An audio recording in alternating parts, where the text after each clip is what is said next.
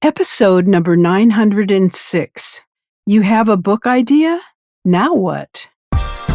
You're listening to the official BNI podcast with BNI founder and Chief Visionary Officer, Dr. Ivan Misner. Stay tuned for networking and referral marketing tips from the man who's been called the father of modern networking, along with suggestions and insights into getting the most from your membership in the world's largest networking organization, BNI. Hello, everybody, and welcome back to the official BNI podcast. I'm Priscilla Rice, and I'm coming to you from Live Oak Recording Studio in Berkeley, California, and I'm joined on the phone today by the founder and the Chief Visionary Officer of BNI, Dr. Ivan Misner. Hello, Ivan. How are you, and where are you? I am at home in Austin, Texas today, and I have a guest who I've known for quite a few years. We haven't actually talked about how many years, but it's been a long time. Her name is Dr. Heidi Scott Giusto, and you're going to look at the spelling and go, what? It can't be it, but that's it. That's how it's pronounced. And Heidi has helped me edit, I don't know, quite a few books over the years, and was the co-author of one of my books. Heidi is a writer, editor, communications consultant. She owns Career Path Writing Solutions, which is a consulting firm that helps people communicate when it matters most. She collaborates with clients from diverse professional backgrounds and has a specialty on working on business, leadership, and self-help books. She earned her PhD from Duke University and recently was a co-author with me and Dawa Phillips on The Third Paradigm, which I've done a couple of podcasts on. That Third Paradigm Heidi helped with and is working on a future book with us, us being Graham Weimiller, the past CEO of BNI, and Heidi and myself. Heidi, welcome to the BNI podcast. Thank you so much for having me. I am thrilled to be here and to talk about this topic. Yeah, it's a great topic, and if you've looked at any of the podcasts, you'll know this goes by in record speed, in about 10 minutes. But let's see if we can tackle all of the things that you want to talk about. What are the so let's say somebody decides they want to write a book, which I think is like the best way to create a brochure for your business. What are the considerations after you have a book idea for any of the BNI members listening? Yeah, so I think of three, as you know, there's a long list of these, but my top three considerations.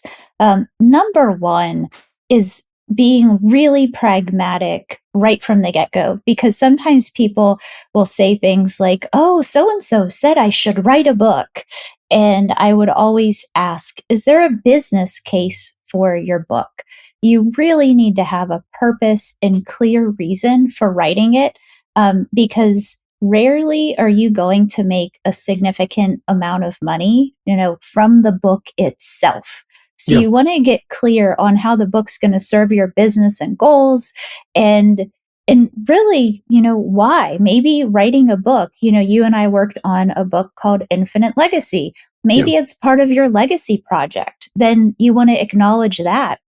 And then determine, who do you want to have access to the book and what ideas, but just those really pragmatic considerations first, I think people should consider before they really dive in. Yeah, you make a good point that you're not going to make a lot of money in writing a book.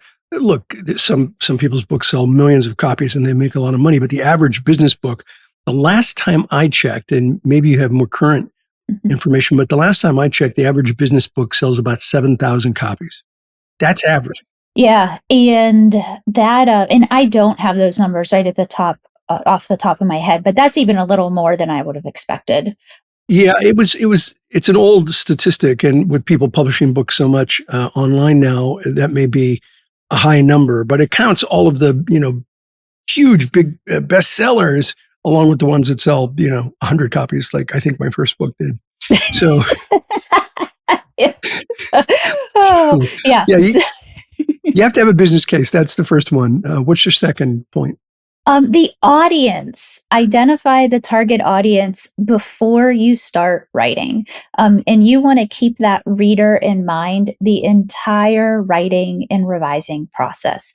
Even as you consider the format, do you want a traditional book? Maybe you want a workbook.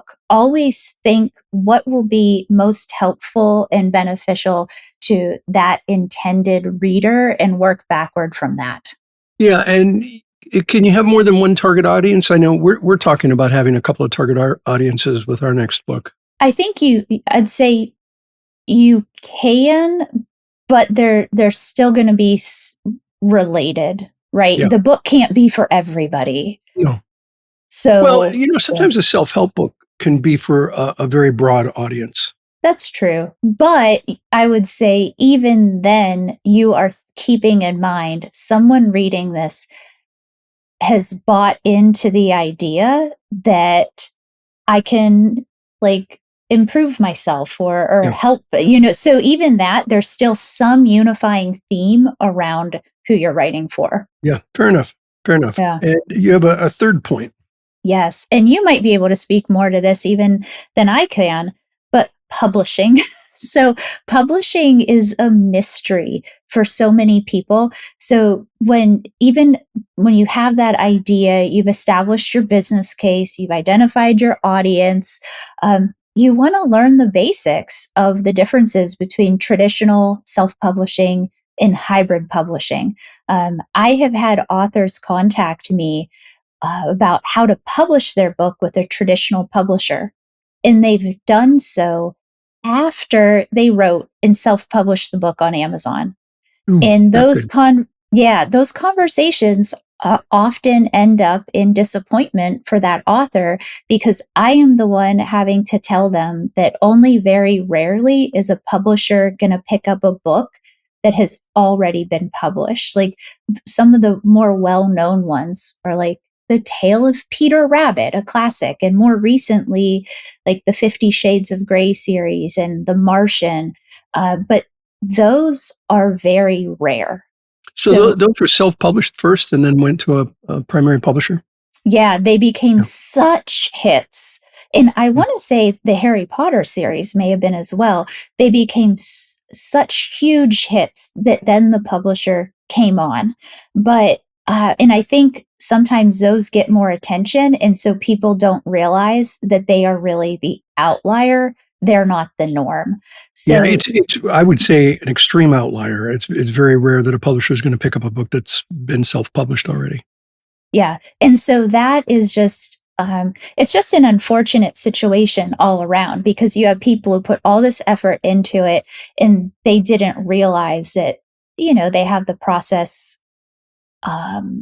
They are uninformed or misinformed of what a typical process is if you want to go that route of traditional publishing.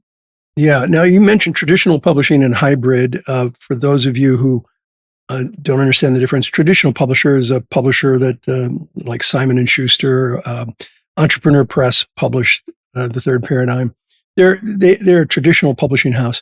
A hybrid, and more traditional publishing houses are also doing hybrid. A hybrid is you're basically paying for the book, and they're doing all the distribution, and you get a larger percentage, but you also have to pony up a fair amount of money in a hybrid book. The third option is total self-publishing, and I believe the best approach for self-publishing is Amazon's KDP. If you're going to self-publish, that's a great place to do it. So those are the three that are out there. And if you're going to go with a traditional publisher, be patient. I had 40 rejections, over 40, 40. And it was funny because a few years ago, I found the sheet of paper. It was before Excel. And I literally drew out on a graphic sheet of paper, a graph, every publisher I sent it to and when I got the rejection letter. And I had over 40 rejections before I was finally able to publish the world's best known marketing secret, which is now sold a couple 100,000 copies and been translated into maybe a dozen languages. But so be patient if you're going traditional publishing. Hybrid's a little quicker and a little easier, but it takes a lot of money, and self-publishing is pretty inexpensive through Amazon. Yeah. But you have to have a marketing plan and your audience already in place, really for any of these, but especially with the self-publishing Yeah. route as well. And Well, you mentioned, oh, I'm yeah. sorry. No, go ahead. Go ahead. I was going to say, I think, wasn't it Dr. Seuss who got rejected maybe close to 50 times? Yeah. Dr. Seuss and Jack Canfield with Chicken Soup for the Soul got rejected many, many, many times. And that Wow. series has sold 750 million. That's a billion with a B. 750 million copies now. The series has. Yeah. So, Yeah. So just persevere, right? yeah. You can't, it might not happen in the first try or even the first couple dozen tries. Yeah. If you're going to go self, it's never been easier though to publish a book through something like Amazon and KDP. Even hybrid is easy, but it does take money. People ask me, how do I get almost all of my books to the bestsellers list? And my answer is, it's easy. What's hard is getting 500,000 followers on your social media. So if you have a good social media following, you can push a book to a bestsellers list. If you don't expect it to be a bestseller. That's really, really rare. You've got probably a better chance of winning the lottery than pushing a book to the bestseller without a group, of followers who are there to show interest in what you're doing. Yeah. All right, we're almost out of time. What are some of the real common roadblocks that an author faces? Speaking of running out of time, finding time. So everyone probably who's listening to this podcast right now would probably classify themselves within the category of busy professional. So if you're serious about writing a book, then you need to diligently block time in your calendar, like your weekly calendar, treat it as sacred. Treat it like a doctor's appointment or a client appointment that you'd never just not show up to a doctor or for a client meeting. So you have to show up for that block time and or engage in writing retreats, which would be longer blocks of time for the writing. Some people will sequester themselves away for a few days or a week and do a lot of drafting in that really like sprint time. You have to get rid of the idea that you're never you won't find the right time. You really have to make it. I totally agree. My Wednesdays are writing days, and I try not to let anything interfere with that other than maybe an interview, a media interview. Otherwise, it's time for me to write or research. And we've done the writing retreat a couple of times now. Mm-hmm. And I find those writing retreats, especially with co-authors, a great opportunity to share ideas and to come up with some new concepts for the book. Well, listen, we're way out of time. Do you have any last thought before we wrap up? I would just say, if you get to the point where you're almost there, writing a book is a marathon. Don't give up on mile 25. Don't deprioritize it. Because I've seen a lot of people, they're so close and then they deprioritize it and the book either never gets published or it gets published, 3 years later. And, that's just not an ideal situation for many reasons. So just keep at it. And have your book edited, which is something obviously you do. In some of your notes to me, you said one person had a great manuscript almost ready to go in the 20 years you've been editing. Yeah. It's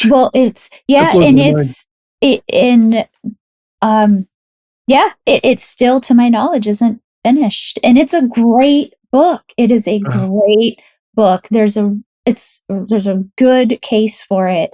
But life gets in the way sometimes, and you got to try to avoid that. We're going to shut our microphone off here in a second. So let me give your website out, Heidi. It's careerpathwritingsolutions.com. That's careerpathwritingsolutions.com. Heidi, thank you for everything you have done to help my books be better. And I look forward to doing the next book with you, which is Garage to Global, and everyone will hear more about that over time. Over to you, Priscilla. Okay, I just have one little thing to say, which is that my studio, Live Oak Studio, we specialize now in recording audiobooks. That's what we do exclusively. So if you have any of those great authors out there that are thinking of another way to promote themselves, think about an audiobook. What a great idea. And having it done professionally really makes a difference, no doubt. Yes, definitely. I just wanted to throw that in there. And meanwhile, I'd like to say this podcast is sponsored by MeisnerAudioPrograms.com. These audio programs will provide you with the tools and the inspiration to powerfully enhance your BNI experience. So check out the great material that's available to you at MeisnerAudioPrograms.com and then use the promo code IVAN50 for 50% off of everything. All of the proceeds go to the BNI Foundation. Thank you so much for listening. This is Priscilla Rice, and we look forward to having you join us again next week for another exciting episode of the official BNI podcast.